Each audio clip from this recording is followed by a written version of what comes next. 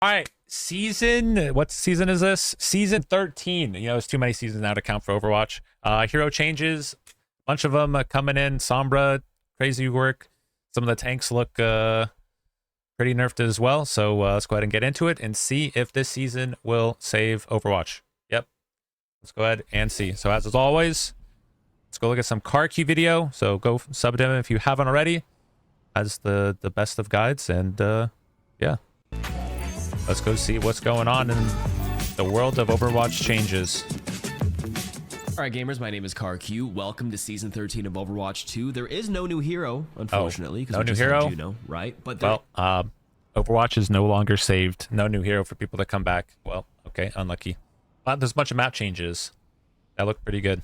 is a lot of systemic changes cooking in the patch notes today, like scoreboard mic sliders, finally, and reworks. Okay, I've been wanting mic sliders for like 20 years, so I'm glad that they finally did that, because some people have their mics way too loud and some people have them super quiet, so this is actually perfect, good change for Overwatch. So yeah, looking forward to that one. They did a good job so far. So a bunch of older maps, like look, there's an elevator on Dorado now. There's actually a lot more that I'll be covering. There's complete timestamps below. So let's begin with the balance changes first, as always.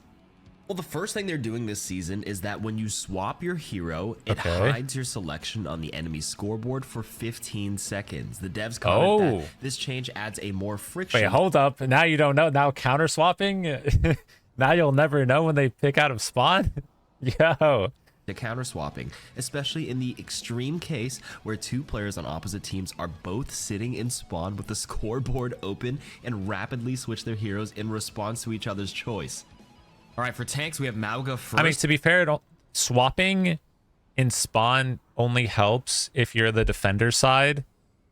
Like it's way defender sided, because the whatever, like if you're close to the final cap or whatever, they have way faster like team fight potential if the other guy's, you know, trying to come from attacker spawn. So I mean, to be fair, one person is only getting the advantage in that situation and the other person is making the wrong move, but still, yeah.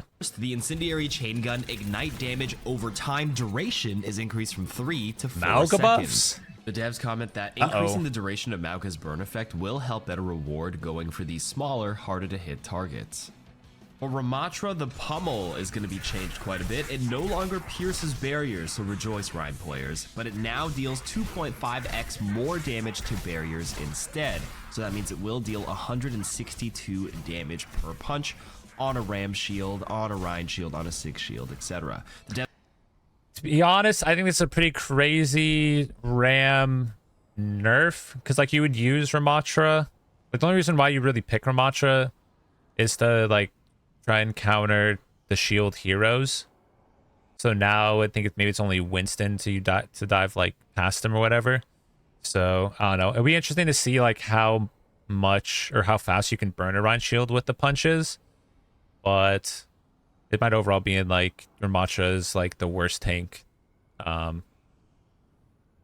compared to all the other ones now because of this change. So I don't know. Yeah.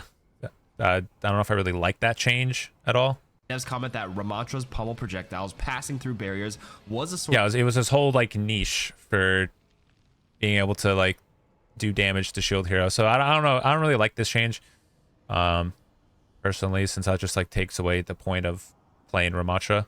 Source of frustration for players trying to protect themselves or their allies. With these changes enabling Ram to deal critical damage to barriers, he will still be a valuable hero choice against barrier mechanics, but won't immediately apply damage to players on the other side. For Reinhardt, his barrier's health is going to be reduced from 1600 to 1500. The devs comment that this is just some fine-tuning for the barrier health and regeneration rate, as it had become slightly too tough to break through. Interesting they say that when they change Ram, but yeah. Onto the DPSs, Hanzo's base health is going to increase from 225 to 250. The devs comment that we are reverting Hanzo back to his previous health now that it's possible to take out an opposing Hanzo. Bro, what? Dude, they're literally giving him one shot at hit back, and then now they're giving him more health? Okay, man. With a well-aimed headshot thanks to the weapon damage changes. For Sojourn, they are no longer allowing her to retain 25 energy as a minimum cap, but instead the time before degeneration overall begins is increased from 7 to 12 seconds. Okay, The that's reason they're doing quite this a is long probably time. because Disruptor Shot's damage per second is going to go up from 60 to 80, and it now converts 25% of that damage done to enemy players as railgun energy. The devs Okay. comment that these railgun changes swap out the 25 minimum energy it decays to for a longer time before it begins to degenerate, which alleviates some of the pressure to quickly use the secondary fire. Disruptor Shot is getting a damage increase to help its effectiveness as an area denial tool, Interesting. and along with an additional utility through generating a small amount of railgun energy to make it more broadly useful. All right, people have complained about Sombra enough, and they're going to rework her again slightly. Let's start with her stealth. It's no longer a passive ability, and it now only activates by using your translocator. It has a 5-second duration, so That's it's very not little. unlimited stealth anymore. 5 seconds only. There I don't know. I feel like this is a crazy Sombra nerf. Most reworked hero, yeah. I mean, I don't know. I feel like Sombra is definitely going down to the dumps for this, which, I mean, as a tank player, and we're always getting hacked, I mean, I am okay with this, but for like a Sombra player, I'd be pissed because your whole character is literally like kind of garbo. is a stealth timer around the reticle for the Sombra players, and they remove the ability icon so you don't get confused. Well, it's because now you can see where the because you only get stealth in while translocator, so you can see where this is, and like in a good lobby, like you're gonna be able to like see that and find out where she's at. Damage now reveals Sombra for 1 second instead of ending stealth. So that 5-second stealth will always be active for those 5 seconds. Maybe you get kicked out for a second, but it doesn't like completely cancel it. Now let's go to the hack. The hack no longer ends your stealth again, but it does reveal Sombra temporarily. Yeah, The hack that's how it used to ability be. lockout effect, like the silencing hack effect, is nerfed from 1.5 to 1 second. The EMP duration is unchanged, by the way. And the Bob hacked stun duration is reduced from 10 to 3 seconds in that specific matchup. So that's actually kind of a nerf. The translocator itself has its cooldown increased from 5 to 7 seconds, and the Bob EMP hack. ultimate cost is going to be increased by 12%. So since they removed stealth as the passive, Opportunist, her old passive back in the day, is now re-added back into the game. This is the passive that allows you to see critically injured enemies through walls. It also increases Sombra's damage versus a hack target by 20%. I mean, that's quite a lot. Comment that this is a significant change to Sombra's playstyle in the hopes of making her more I mean, the 20% damage increase. So if you like hit somebody and then virus, like that actually was a pretty gigantic chunk of damage. So, I mean, at least for like the damage side, Sombra is a lot good, or a lot better. But for the like the survivability, you really have to play the character like right to not just feed. Interactive for the opposing team in shifting some of her power from the utility of stealth and hack into increased lethality. Yeah. Stealth having a limited duration less than the translocator cooldown is intended to create brief windows of vulnerability. It still enables Sombra to cross through dangerous areas unseen, but to really hang around the enemy backline will require moving from cover to cover, similar to other flanking heroes. Okay. No longer having the stealth movement speed removed upon taking damage also enhances its usefulness as an escape tool. For the supports, we have Baptiste first, the biotic. Yeah, I mean, I think Ram is pretty far down there. I mean, we'll have to see like how fast you can burn shield with his punches, right? But I think the whole point of Ram was to pick those to punch through barriers, so it'll be interesting to see. Launcher primary fire recoil is reduced by 30%. What a buff. The devs comment that this change is aimed at reducing the fatigue resulting from that is a huge bat buff over long periods of play, more than trying to add power to Baptiste's primary fire. For Brig, the repair pack cooldown is increased from 5 to 5.5 seconds, a very minor nerf. The devs comment that Brig's healing output over the course of a match is quite high, so this is just a slight adjustment to help bring that in line. Finally, for Juno's Medi Blaster, the fall-off range is reduced from 30 to 50 meters to 20 to 35 meters. That is a major nerf. That means your healing and your damage is nerfed at mid to long ranges. You have to play closer and riskier. Wait, holy crap. Wait, that is... Yeah, wait, that is insane. That is so far of like... They're like big of a nerf to the range. Hey, so that means Juno's easier to get jumped. Ooh, okay, let's go. There you go, Winton. Instead of playing safe in the far yeah, back gigantic line. reduction. The healing per projectile is also reduced from 6.5 to... Yeah, because both healing and damage. Yeah, because Juno heals this like when she shoots. So like the farther you are away, the less heals you're gonna do because it's you're hitting your teammates less. So it's like the same as like the damage and heals. So yeah, like now she has to be way in closer. Oh god, and they're reducing the healing. 6. The devs comment that Juno's healing output is too high for how much mobility she possesses, so we're shortening her fall off range to increase the importance of positioning well with her mobility abilities. I mean, they probably saw that OWCS was just Juno Brig, and they're like, okay, well, we have to try and nerf this character. So I wonder if there's going to have an Orisa nerf too, because Orisa was just like the only character played. So I wonder if they just targeted every single one of the heroes that were in OWCS and never got swapped off of. Win rate on Juno's about to drop. I mean, you can still keep the high win rate on Juno, right? Like, as long as Juno is still decent from these nerfs. I'm not sure like how it is gonna be, but I mean, there's no saying like Juno still might be strong, so you can still keep the high win rate. It's just not gonna be as easy, you know? All right, let's look at the map changes, where 4 of them have been updated. Let's begin with Dorado. The first point, the starting high ground buildings have been changed. There's an elevator now on the red building to make it more accessible for attack. No, this is why you used to always play as Winston, man. I'm gonna forced out by like a Bastion and like a Reaper just walking up, dude. Like, oh god, come on. And a Roadhog? And you can see the yellow building is now closed off with this roof. Oh, wow. The back flank route here has some minor adjustments to kind of help the attackers, like moving this health pack back and this whole staircase pathing. On the point itself, the mark... Ooh, honestly, I feel like this is kind of a buff for defenders for like that have Lucios, like Frogger.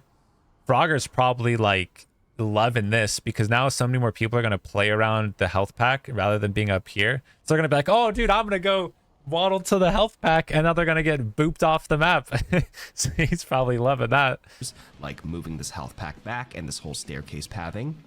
On the point itself, the market stalls here have opened up for a little change of scenery and sightlines.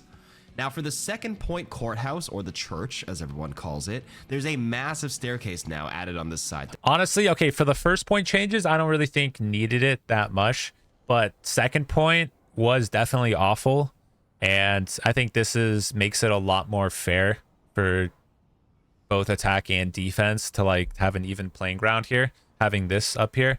So I like this change. I like the stairs here. To finally make it easier Elevator, for attackers not so to much. access the high ground, and there's an additional entrance to the building itself.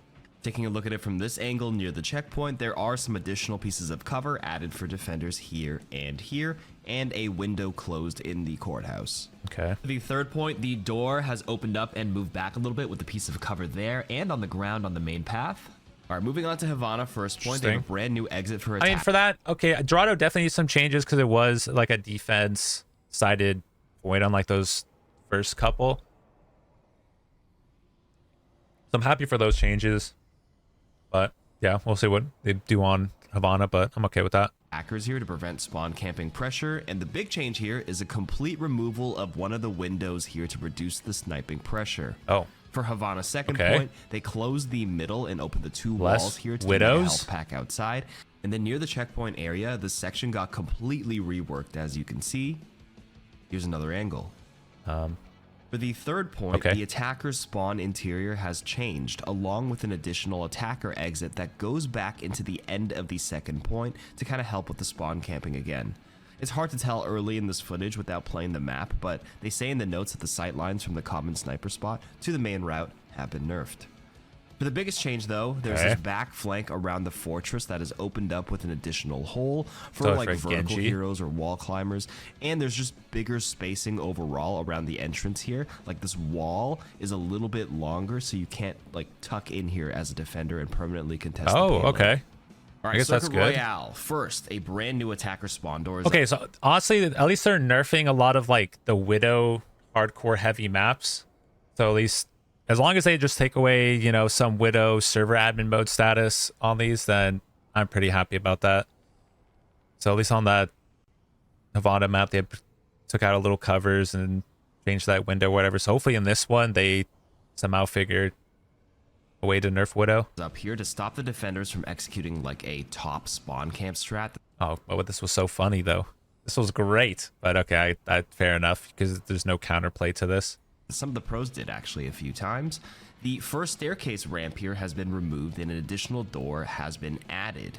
Oh, okay. On this side, there's a brand new entrance to the hotel building to give attackers a new high ground angle away from the main sniper sight lines. Okay, see, like this, like I'm fine with this because now you can just go up here and go out of Widow LOS if your team is being coordinated enough. So I'm okay with that. On the second point, the hill high ground has been reduced a bit, and there's a little bit of cover with the extra barricades here. But more importantly, there's a new flank option with this building opening up to encourage players to actually use this part of the map more often. So nobody's using this part of the map ever. Because you go out here as like a support and your team's going main, you're literally just going to get jumped on and assassinated. Or you peek here and you get sniped by the Widow that's farther sidelines. So I still don't think this point is really going to be used that much. But yeah. On the third section, the back pool flank on the high ground here has been opened up a lot more. Okay, I do like this change though, because before it was just so open that it would be so easy for Widows. Having like these little covers, I think is pretty solid. Much bigger padding and spacing along with the little piece of cover. On the inside, the archway has opened up a lot. There's an additional door here that's actually a defender spawn, but can double as an attacker room for a piece of cover. And the pink room is actually pink, with the wall and the door opening up a little bit on this end here. Oh my god, well, this is the biggest change of all. Holy dope. This map is saved. Wow. Okay, yeah, let's go. Oh my god, it got changed. The pink room got changed to pink. Holy moly, dude. This is what Overwatch is saved for. Yeah, you guys agree? Agree, chat? Yeah. Finally they changed this map to pink. Now I can be so happy. Yeah. Moving on to Numbani, Motivated the first to thing you'll grind. notice is that the initial attacker spawn has been moved a lot closer to the first point to kind of reduce the run back times. Let's face it, no one really used this part of the map anyways. True. All right, moving on to point A, this section here has been reworked to like a jump puzzle and an open staircase around the backside. When you actually fly through the inside, it's a low to high round staircase, which is a completely different feel and look back here. Wow. Okay, that's actually a big change. I don't know if that's like it might be, is this a buff to attack or defense? I guess it's easier to contest this. Yeah, I don't know. Here has been reworked to like a no, maybe it's even on both sides. And an open staircase around the backside. When you actually fly through the inside, it's a low to high round staircase, which is a completely different I think like this is more of a buff to the attacker side because now you can like have a little bit more cover when you're coming up and be ready to engage rather than just seeing down the main hallway. So I think I'm okay with that. Look back here. Wow. For Numbani's second point, the iconic green bust has actually moved back a little bit to kind of change the sight lines. And near the end of the checkpoint, this section has changed into a staircase, so you can access this high ground a little bit easier as a flanker. And if we switch to the fly-through camera from the Mega Health Pack room on the third point and go backwards, you can kind of see how it's all it's pretty connected. fast. Wow, okay. Near the end of the third checkpoint, the biggest change is the spawn room for the defense. I could see this is like big buffs to Tracer, honestly, on this map. Because now it feels like you have so many more options to be able to get to the back line and flank, rather than having to go from like main and be seen. So I think like Tracer, those flanker characters really got big buffs onto this.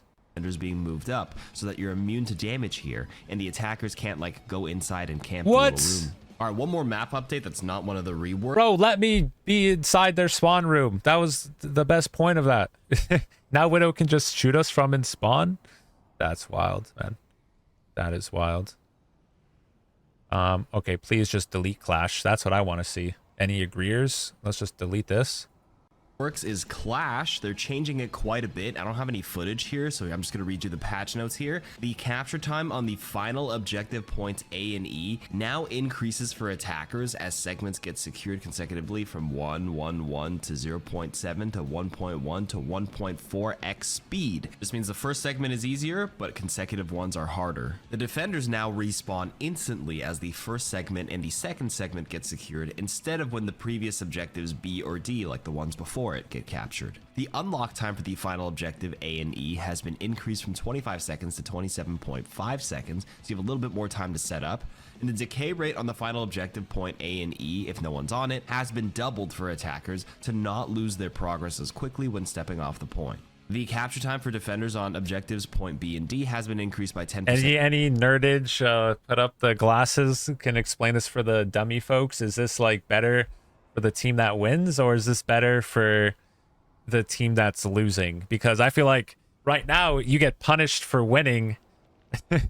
And that's what pissed me off about this game mode, is that they're just making everything for defenders that are getting absolutely dumpstered on, and then somehow they just win it back because now they have ult advantage because you've been just pushing their spawn the whole time.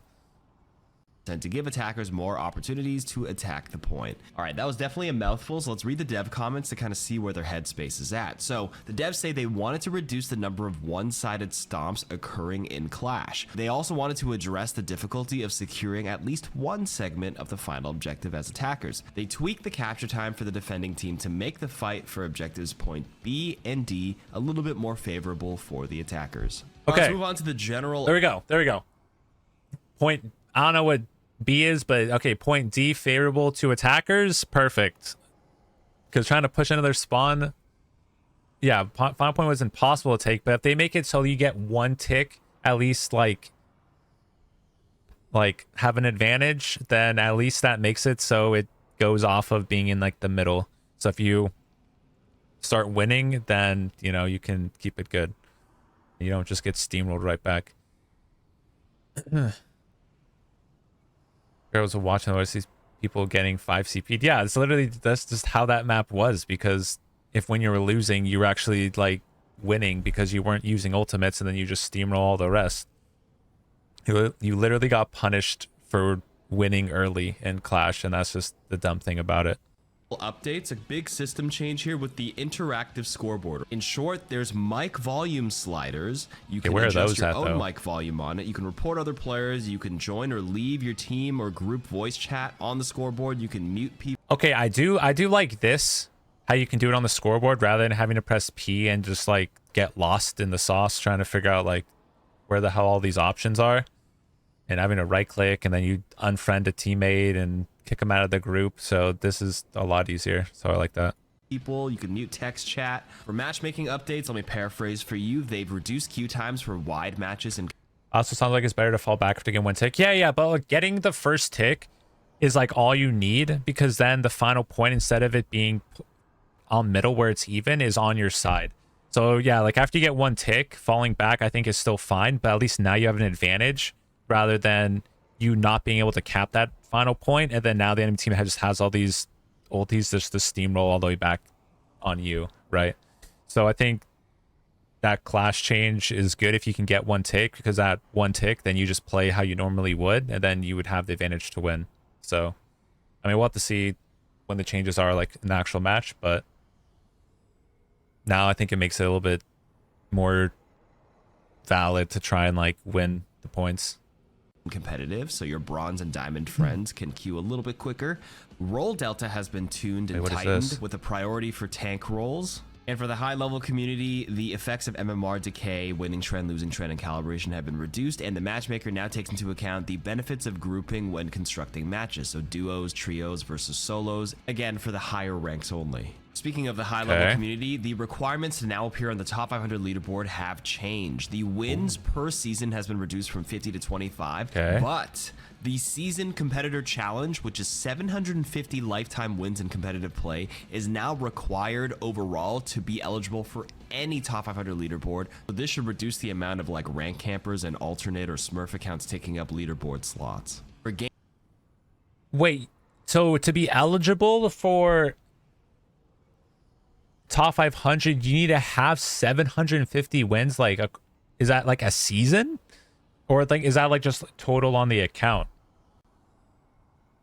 So you need to have 750 competitive wins total on your account to oh, so we've already passed this. Okay, got it. Slots. For game modes, we have Halloween Terror 2024. We have Junkenstein's Revenge yet again. Wrath. So I don't know if they just put this in, right? I was like, but we have to get 750 wins to get put on the top 500 leaderboard for next season. Like, dude, nobody's gonna get that. Top 500 is gonna be like some bronze person that is farming wins.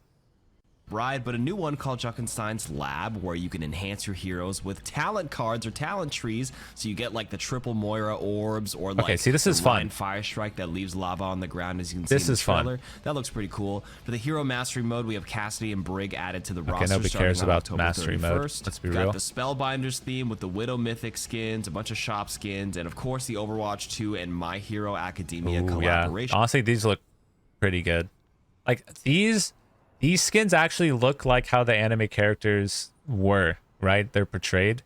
So it's not like a Overwatchified one. Like, it's just, it actually looks like what they're supposed to be. So if you love the anime, here's a couple of the skins that they have for it. That's about it for the CarQ summarized patch notes version. You can read the full notes in the description below, link down there, and enjoy the season beginning Tuesday, October 15th.